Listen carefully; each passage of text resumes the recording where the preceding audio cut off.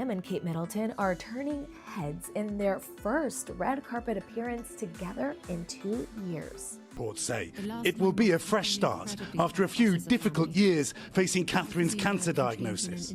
Prince William appearing on the Heart Breakfast radio show and gave an update on Kate's cancer recovery.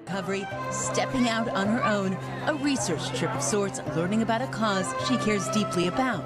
Thou's Challenge. She summited all 3 of the UK's highest mountains in just 24 hours last week.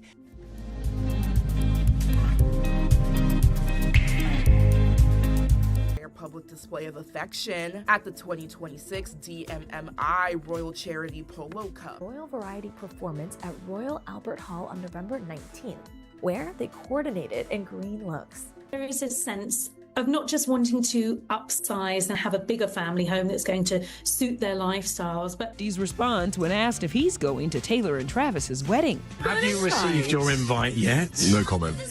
As Prince William's wife, and it marks the 3rd TR. Here to see it in action, to learn about it from the trailblazing women who started it, and to learn how elements of it can be applied elsewhere. He writes on Instagram stories alongside a photo of the pair from 2025, "Happy birthday to the Prince of Wales." Stunning crown, which Kate sports at the banquet December 3rd to kick off a 3-day visit by Germany's president. Trip for the Sussex family.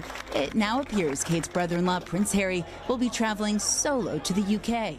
Rule against PDA. Public displays of affection aren't something royal watchers see very often. Showering Prince William with love. The Princess of Wales shares an adorable snap of Prince William and Princess Charlotte Congratulating their mom, a major milestone in Kate's cancer recovery.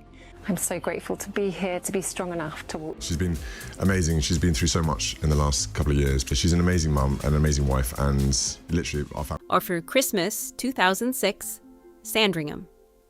For the first time in her reign, Queen Elizabeth II opens the door to someone who isn't married into the family yet.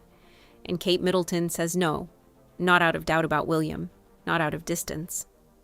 According to royal biographer Robert Lacey, author of Battle of Brothers, Kate turns down the Queen's own invitation because she refuses to walk into Sandringham without a ring on her finger. One decision. 5 years into the relationship, and it tells you exactly how she was building her place in this family long before anyone called her Catherine. Subscribe to Royal Archives for more. By 2006, William and Kate had been together for the better part of 5 years, long enough that the tabloids had already given her a nickname, long enough that speculation about a proposal had been building in public for seasons. And that year, the Queen does something she has never done before in the modern history of Sandringham. She extends a Christmas invitation to a royal girlfriend who is not yet engaged. Lacey documents the moment plainly in his book. By 2006, the couple had been dating seriously for the best part of 5 years. Yet when William invited Kate to join him that year at Sandringham for the royal family's traditional Christmas lunch, she refused. No unmarried partner had ever been offered that seat at the table before. Sandringham on Christmas Day isn't a casual gathering. It's the most closely watched fixture on the royal calendar, the one moment each year the entire family is photographed walking to church together as a single unit. An invitation there was never just a lunch. It was a signal, read by the press and the public alike as confirmation of where someone stood. This was the exception, made specifically for Kate. And Kate turned it down anyway. That refusal is where this story actually gets interesting. Lacey lays out her reasoning directly in her own logic, if not her own words on the page.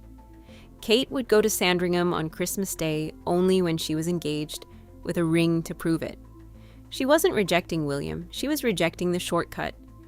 The Daily Mail later reported that Kate spent that Christmas in Scotland instead, with her own family, after both of her grandmothers had recently died. A friend told the outlet at the time that it was a bit of a Middleton Christmas, and that there was no way Kate wouldn't be part of it. So the choice wasn't only about tradition versus convenience. It was about where she was actually needed and what she was willing to wait for, colliding in the exact same week. Here's what that decision really exposes about her. Kate had a precedent-breaking invitation sitting in front of her, straight from the Queen, and she still said no. Lacey calls it a strong-willed no. Proof, in his own words, that she was not prepared to stamp over history in her rush to marry into the royal family. Sit with what that actually means. Most people offered a seat at the Queen's Christmas table take it without hesitation. Kate treated it as something to be earned on her own terms, not granted early as a favor extended to smooth things along. She wanted the role eventually.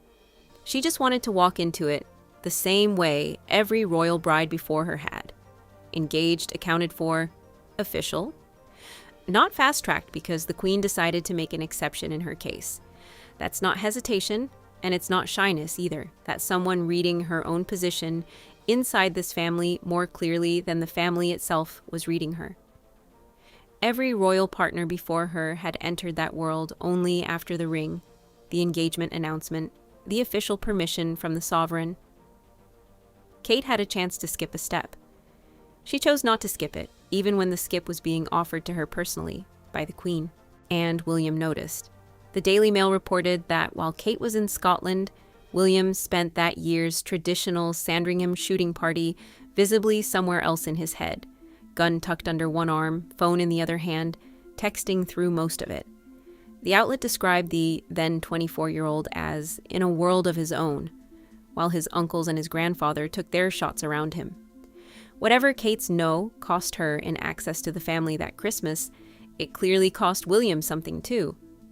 He spent the holiday at Sandringham surrounded by relatives and spent most of it thinking about the one person who had chosen not to be there.